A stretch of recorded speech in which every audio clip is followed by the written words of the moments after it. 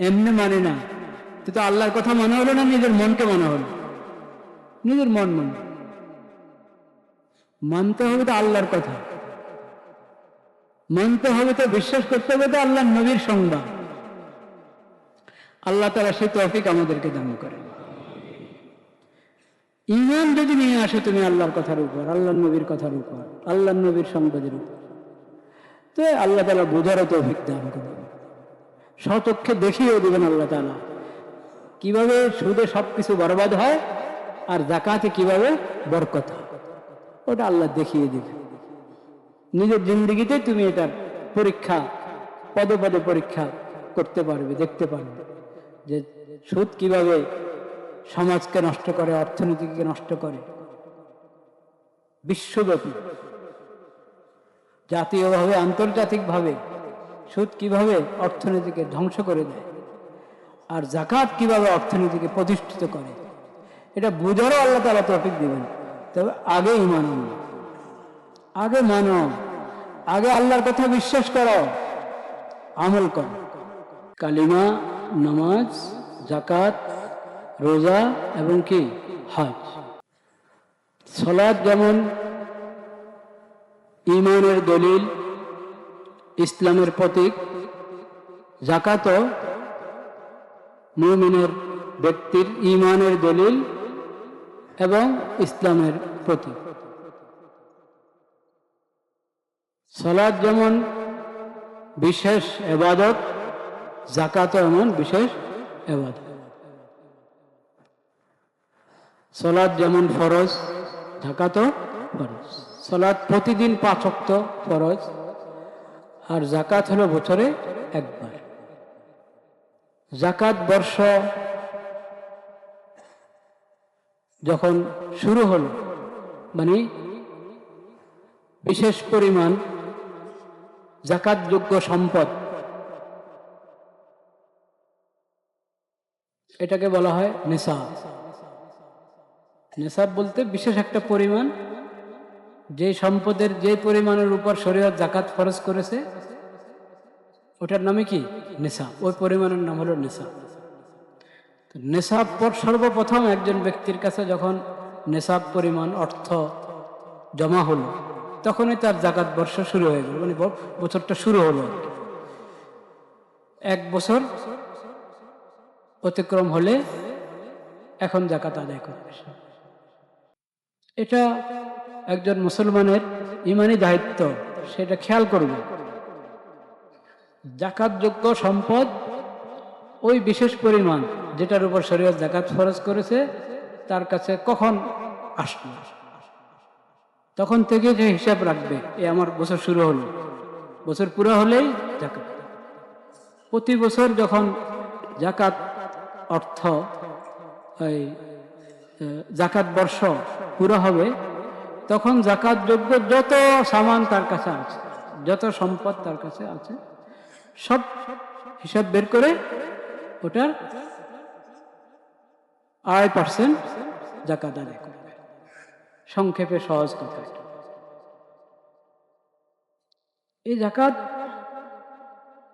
এটা প্রত্যেকের সম্পদের উপর আল্লাহর হক, অসহায় গরিব মিসকিনদের হক। সম্পদ তো কার দান?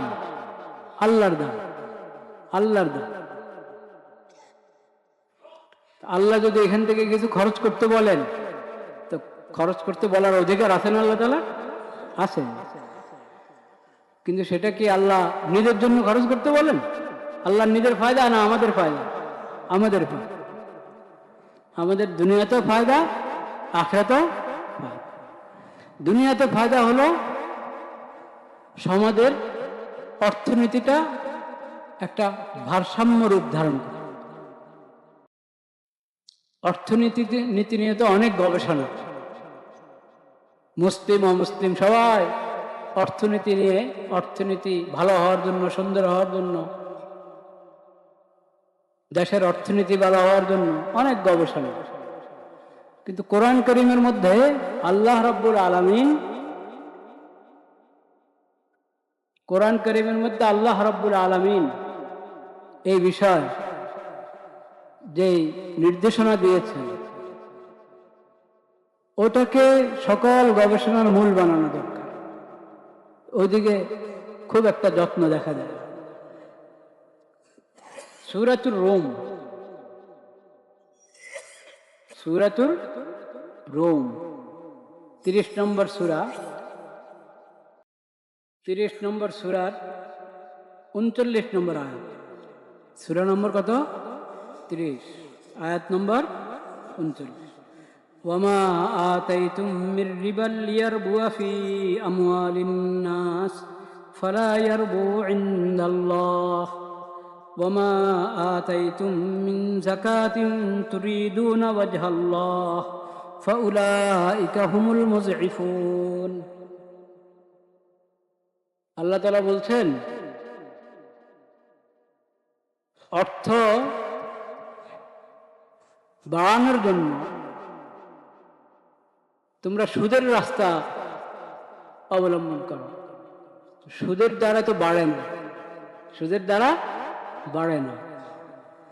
আল্লাহর রাস্তায় আল্লাহকে খুশি করার জন্য যে যাকাত প্রদান করবে তোমরা, যাকাত দ্বারা সম্পদ বাড়ে। যাকাতের দ্বারা সম্পদ কি বাড়ে, আর সুদের দ্বারা কি বাড়ে না, নষ্ট হয়, সম্পদের বরকত নষ্ট হয়। ওহীর তো দরকার এই জন্য, ওহীর প্রয়োজন তো এই জন্য হাকিকতটা যাতে আমরা বুঝতে পারি। নতুবা চোখের দেখাতে যত সুদ নিতে পারো তত বাড়বে, যে সুদ নিচ্ছে তার তো বাড়ছেই, আর যে সুদ দিচ্ছে সে সুদ দিয়ে ঋণ নিতেছে, সে ঋণ দিয়ে কোনো না কোনো কাজ করছে, ব্যবসা করতেছে, বাড়তেছে। তো যে সুদ নিচ্ছে তারও বাড়ে, যে সুদ দিচ্ছে তারও বাড়ে। এটা কিসের বিচার? এই চোখের বিচার, চর্ম চোখের বিচার। হাকিকত, হাকিকত হলো সুদের দ্বারা সব নষ্ট হয়, বরবাদ হয়। বাড়ে কিসের দ্বারা? যাকাতের দ্বারা। যাকাত আদায় করো তাহলে বাড়বে, এটার নাম ঈমান। আমি বুঝতে পারছি না, যাকাত দিলে তো কমে। এত টাকা ছিল, হ্যাঁ 100 টাকা ছিল, 2.5 টাকা যাকাত দিয়েছে। 1000 টাকা ছিল, 25 টাকা যাকাত দিয়েছে, তো কমলো না? দেখা যাচ্ছে কি কমলো, সুদে বাড়ে। করজ দিয়েছে, ঋণ দিয়েছে সুদ ভিত্তিক, 1000 টাকা ঋণ দিয়েছিল, 50 টাকা, 100 টাকা, 200 টাকা সুদ। সুদ তো যার যার মতো করে। পাওয়ার সময় সে 1000 টাকা জায়গায় 1200 পেয়েছে, 10,000 জায়গায় 12,000, 13,000 পেয়েছে, বাড়লো। কিন্তু আল্লাহ রাব্বুল আলামিন বলছেন সুদের কারণে বাড়ে না, সুদের দ্বারা কি বাড়ে না। ফালা ইয়ারবু, এটা বাড়ে না। আল্লাহকে খুশি করার জন্য যাকাত দাও, ফাউলাইকা হুমুল মুযইফুন। যাকাত যে দিবে সে বাড়তে থাকবে, তার সম্পদ বাড়তে থাকবে। তো ঈমান এটার নাম।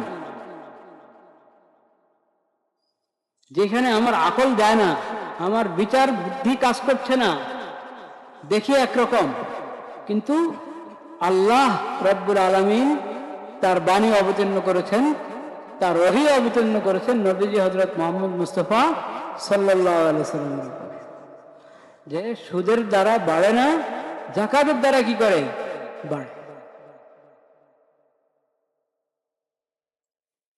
এটা বিশ্বাস করো, মনে প্রাণে বিশ্বাস করো, এটার উপর ঈমান আনো। এটা হলো গায়েবের উপর ঈমান আনো। মুমিনের পরিচয় কি? কোরআনের পরিচয় কি? যালিকাল কিতাবু লা রাইবা ফীহি হুদাল লিল মুত্তাকিন আল্লাযীনা ইউমিনুনা বিল গায়ব। অদৃশ্য, অজানা বিষয় আল্লাহ বলেছেন, আল্লাহর নবী জানিয়েছেন আল্লাহর পক্ষ থেকে, বাস এই কারণে ঈমান নিয়ে আসা। আমার চোখের বিচার আরেক রকম, আমার বিবেক বুদ্ধির বিচার আরেক রকম, ওইদিকে তাকাবো না। আল্লাহ যা বলেছেন, আল্লাহ নবী আল্লাহর পক্ষ থেকে যা আমাকে জানিয়েছেন, ওটা আমি বিশ্বাস করব, ওটা মানব, ওটার উপর ঈমান রাখব। এটার নাম হলো ঈমান। 16 আনা বোঝার পর, মনে মানার পর যদি মানি, এমনি মানে না, তো আল্লাহর কথা মানা হলো না, নিজের মনকে মানা হলো। নিজের মন মানতে হবে তো আল্লাহর কথা, মানতে হবে তো, বিশ্বাস করতে হবে তো আল্লাহর নবীর সংবাদ। আল্লাহ তাআলা সেই তৌফিক আমাদেরকে দান করেন। ঈমান যদি নিয়ে আসো তুমি আল্লাহর কথার উপর, আল্লাহর নবীর কথার উপর, আল্লাহর নবীর সংবাদের উপর, তো আল্লাহ তাআলা বোঝারও তৌফিক দান করবেন। স্বচক্ষে দেখিয়েও দিবেন আল্লাহ তাআলা কিভাবে সুদে সবকিছু বরবাদ হয় আর যাকাতে কিভাবে বরকত হয়, ওটা আল্লাহ দেখিয়ে দিবে। নিজের জিন্দগিতে তুমি এটার পরীক্ষা, পদে পদে পরীক্ষা করতে পারবে, দেখতে পারবে যে সুদ কিভাবে সমাজকে নষ্ট করে, অর্থনীতিকে নষ্ট করে। বিশ্বব্যাপী, জাতীয়ভাবে, আন্তর্জাতিকভাবে সুদ কিভাবে অর্থনীতিকে ধ্বংস করে দেয়, আর যাকাত কিভাবে অর্থনীতিকে প্রতিষ্ঠিত করে, এটা বুঝারও আল্লাহ তাআলা তৌফিক দিবেন। তবে আগে ঈমান আনো, আগে মানো, আগে আল্লাহর কথা বিশ্বাস করো, আমল করো। যাকাতকে কখনো ট্যাক্স মনে করবে না, খবরদার। যাকাত হলো ইবাদত। যাকাত কি? যাকাতকে জরিমানা মনে করবে না, সম্পদের জরিমানা, ট্যাক্স। কতজনে কত রকম ভাবে যাকাতকে, না। যাকাত হলো ইবাদত। যাকাত হলো আল্লাহর নৈকট্য অর্জন করার উপায়। যাকাত হলো আত্মশুদ্ধির উপায়। যাকাত হলো সম্পদ পবিত্র করার উপায়। খুয মিন আমওয়ালিহিম সাদাকাতান তুতাহহিরুহুম ওয়া তুযাক্কিহিম বিহা। আল্লাহর পক্ষ থেকে নবীজি যাকাত গ্রহণ করতেন। নবীজির পরে নবীজির খলিফাগণ, খোলাফায়ে রাশিদিন যাকাত গ্রহণ করতেন। মানুষ যাকাত পেশ করত, তারা যাকাত গ্রহণ করতেন। কেন? তুতাহহিরুহুম, এই যাকাতের মাধ্যমে তারা পবিত্র হবে, এই যাকাতের মাধ্যমে তারা পাক সাফ হবে, তাদের আত্মশুদ্ধি হবে, তাদের সম্পদগুলো পবিত্র হবে, তাদের দিল পবিত্র হবে, তাদের আখলাক এবং চরিত্র পবিত্র হবে।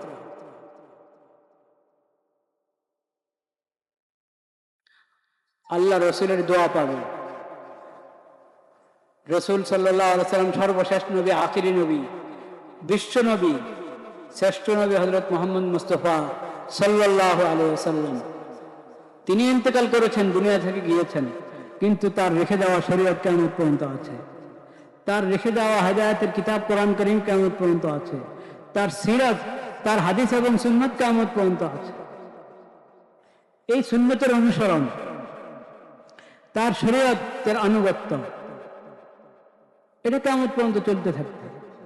সবার জন্য তিনি নবী, সবার জন্য তিনি রাসূল।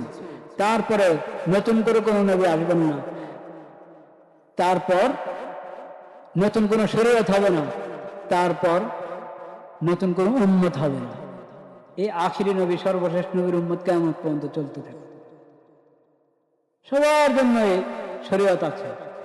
কাজেই যে যাকাত আদায় করবে, যেই যাকাত আদায় করবে, সেই নবী করিম সাল্লাল্লাহু আলাইহি ওয়াসাল্লাম না থাকুক, কিন্তু নবী সাল্লাল্লাহু আলাইহি ওয়াসাল্লাম এই সুন্নাত জারি করে গিয়েছেন, তার জন্য দোয়া করা হবে। যাকাত যে আদায় করলো তার জন্য কি করা হবে? দোয়া করা হবে। এই দোয়া তার জন্য রহমতের কারণ হবে, এই দোয়া তার জন্য পবিত্রতার কারণ হবে। বলুন সুবহানাল্লাহ। ওয়াসাল্লি আলাইহিম ইন্না সালাতাকা সাকানুল লাহুম। এই দোয়ার দ্বারায় সে প্রশান্তি, আত্মার প্রশান্তি, অন্তরের প্রশান্তি লাভ করবে। এই দোয়ার দ্বারায় সে তার আমল, আখলাক, চিন্তা চেতনা সব কিছুর মধ্যে পবিত্রতা উপলব্ধি করবে। যাকাত এটা ইবাদত, আল্লাহর ইবাদত। যাকাত কুরবা, সূরা তাওবার মধ্যে পড়ে দেখেন, আল্লাহ নৈকট্য অর্জনের বড় বড় ইবাদত যাকাত। তো এই যাকাতকে ট্যাক্স মনে করে আদায় করলে এটা অন্যায়। যাকাতকে যদি সম্পদের জরিমানা মনে করেন, অন্যায়। যাকাত হলো সম্পদ পবিত্র করার জন্য, যাকাত হলো আল্লাহর নৈকট্য অর্জন করার জন্য, যাকাত হলো আল্লাহর ইবাদত। ওইভাবে মুমিন যাকাত আদায় করবে। বিরক্ত হয়ে আদায় করবে না, খুশি হয়ে আদায় করবে? বোঝা মনে করে আদায় করবে না স্বেচ্ছায় এবং স্বতঃস্ফূর্তভাবে আদায় করবে? স্বতঃস্ফূর্তভাবে আদায় করবে।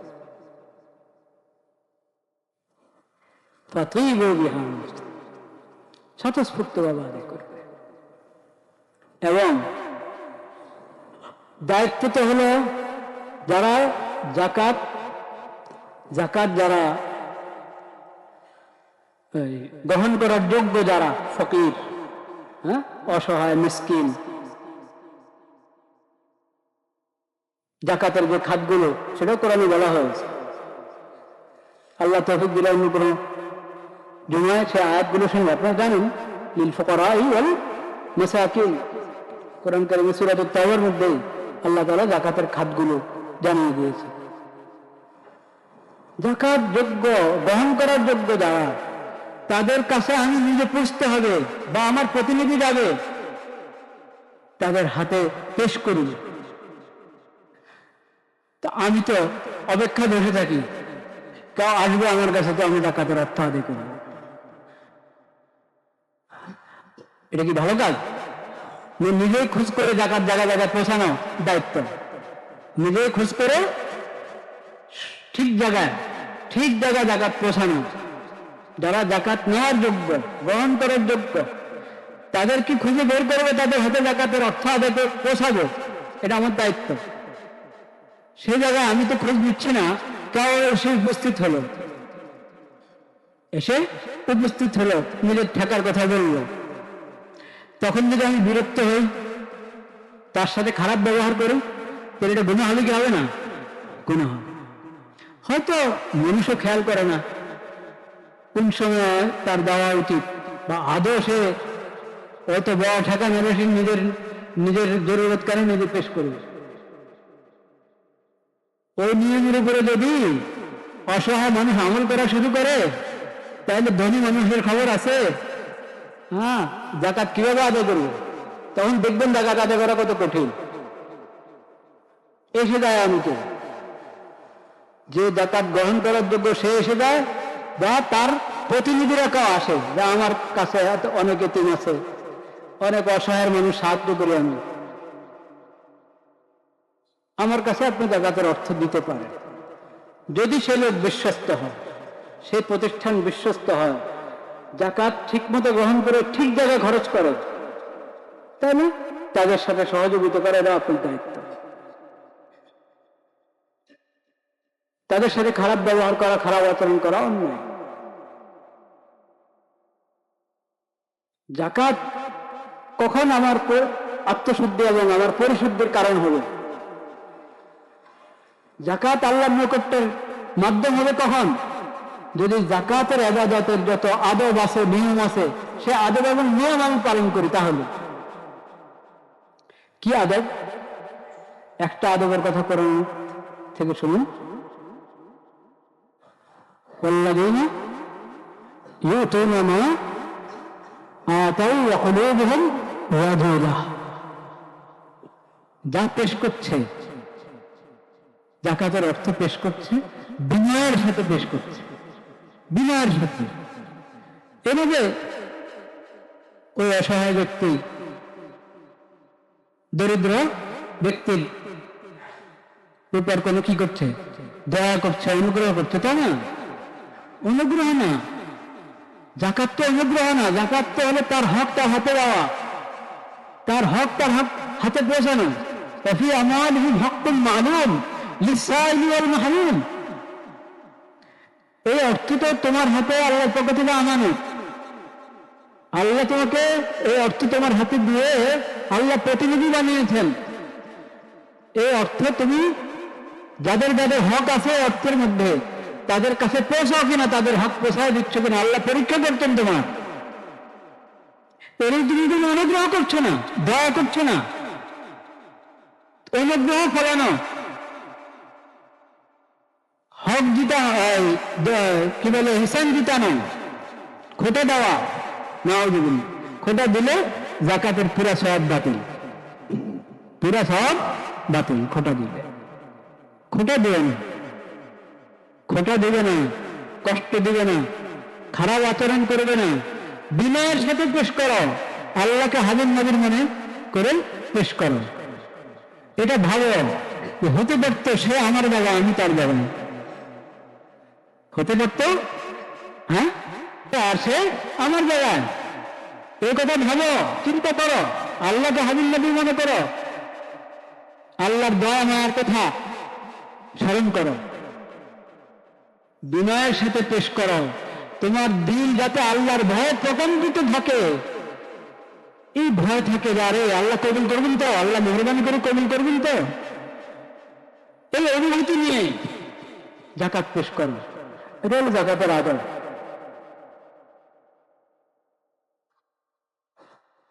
ধনীদের কাছে মানুষ মন দিয়েছে বড় লোক, ধনীদের কি বলে বড় লোক। তারা যদি নিজেদেরকে বড় লোক ভাবা শুরু করে তো সব শেষ। ধনী হওয়া এক কথা, বড় লোক হওয়া আরেক কথা। বড় লোক হওয়া অনেক কঠিন, ধনী হওয়া সহজ, বড় লোক হওয়া কি কঠিন। বড় হতে হলে বিনয়ী হতে হবে, বড় হতে হলে বিনয়ী হতে হবে।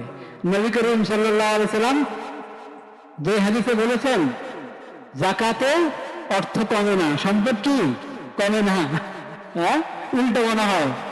কিন্তু যদি মনে করেন এটা উল্টা, তাহলে মনে থাকবে না।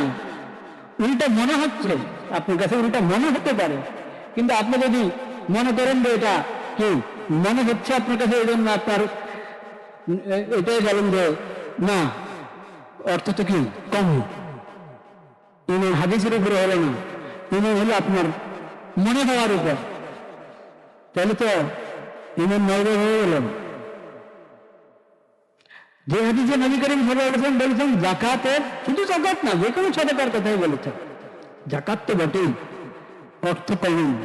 সেই হাদিসের মধ্যে বলেছে বিনয়ের দ্বারা ব্যক্তির মর্যাদা বাড়ে, কমে না।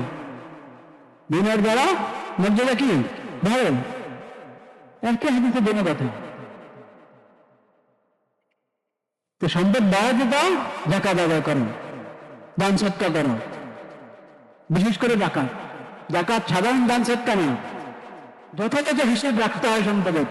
যাকাত যোগ্য যত সম্পদ আছে, যাকাত যোগ্য সম্পদ কি কি? স্বর্ণ, রূপা, ক্যাশ টাকা এবং ব্যবসায়ী পণ্য, এসব যাকাত যোগ্য। আর সাধারণ যে পশুগুলো চড়ে চড়ে খায়, মানে আপনি নিজে ওই পশুগুলোকে ঘাস কিনে খাওয়াতে হয় না, হ্যাঁ, তাদের পশুর খাবার নিজে সংগ্রহ করে খাওয়াতে হয় না। বছরের অধিকাংশ সময় তারা চড়ে চড়ে নিজে আর খায়। এরকম ছাগল, গরু, মহিষ, যে দেশের ওটা আছে, ওগুলো বিশেষ পরিমাণ হলে যাকাত আছে ওটার উপর।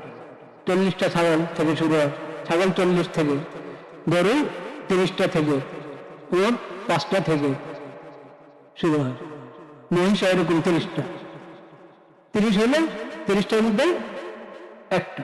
এরপরে যা বাড়বে বাড়ার হিসেব আছে, মশলা আছে, কিন্তু এখানে তো আর আপনি শহরের মধ্যে তার এরকম দেখবেন না। চট্টর এলাকায় এখনো কিছু পাওয়া যাবে আমাদের দেশে, যেখানে অনেক এক মালিকের কি অনেক ছাগল, অনেক গরু, অনেক মহিষ, এবং এগুলোর জন্য এগুলোকে পালতে তার আলাদা করে অনেক বেশি অর্থ কি খরচ করতে হয় না, অল্প কিছু হয়তো খরচ করতে হয়, বেশিরভাগ নিজেরটা নিজে খায় গরু গরু। এগুলোর জাকাত আদায় করতে হবে। জাকাত পুরা কোরআন সুন্নাহর মধ্যে, নবীদের হাদিসের মধ্যে পুরা বিবরণ দিয়ে দিয়েছেন নবী করিম সাল্লাল্লাহু আলাইহি ওয়াসাল্লাম। প্রত্যেকটা আলাদা আলাদা নিসাব। তো সব হিসাব করবেন একসাথে। কোন এক নিসাব, কোন এক পরিমাণে যদি আপনার উপর জাকাত খরচ হয়, তো অন্যান্য আরো যা আছে জাকাত যোগ্য সব যোগ করবেন এটার সাথে। প্রত্যেকটা আলাদা আলাদা দরকার নেই। রূপা কিছু আছে, ক্যাশ টাকাও আছে 10-20,000 15,000। এখন স্বর্ণ বেড়ে 60 বেড়ে থাকতে হবে জাকাত ফেরা দেওয়ার জন্য, তা না। সাধারণতরা পরিমাণ যখন অর্থ, যেমন বর্তমান বাজারে মোটামুটি 2 লক্ষ, 2,29,000 টাকা। এটা খুব নিজে খুব নিয়ে নেবেন রূপার দাম হিসাবে, মোটামুটি এরকম 2,29,000 টাকা এই পরিমাণ ক্যাশ টাকা তার কাছে আছে। কারণ তার কাছে কিছু স্বর্ণ আছে, কিছু রূপাও আছে। তো এখন স্বর্ণ 7.5 ভরি স্বর্ণ তো আমার কাছে নাই, মাত্র 2 ভরি আছে, এই কথা বলবেন না। এখন যে 3 ভরি থাকে, 1 ভরি থাকে, ওটার দাম কত ওটা দেখেন। এই পুরোটা এই 2,39,000 টাকার সাথে কি করেন, যোগ করেন। ব্যবসায়ের জন্য যা আছে সবগুলোর দাম ধরে সব যোগ করে 8% টাকা আদায় করে। এগুলো মশলা জানতে হয় ওলামায়ে কাছে। সংক্ষিপ্ত বয়ানে তো সব মশলা বলা যায় না।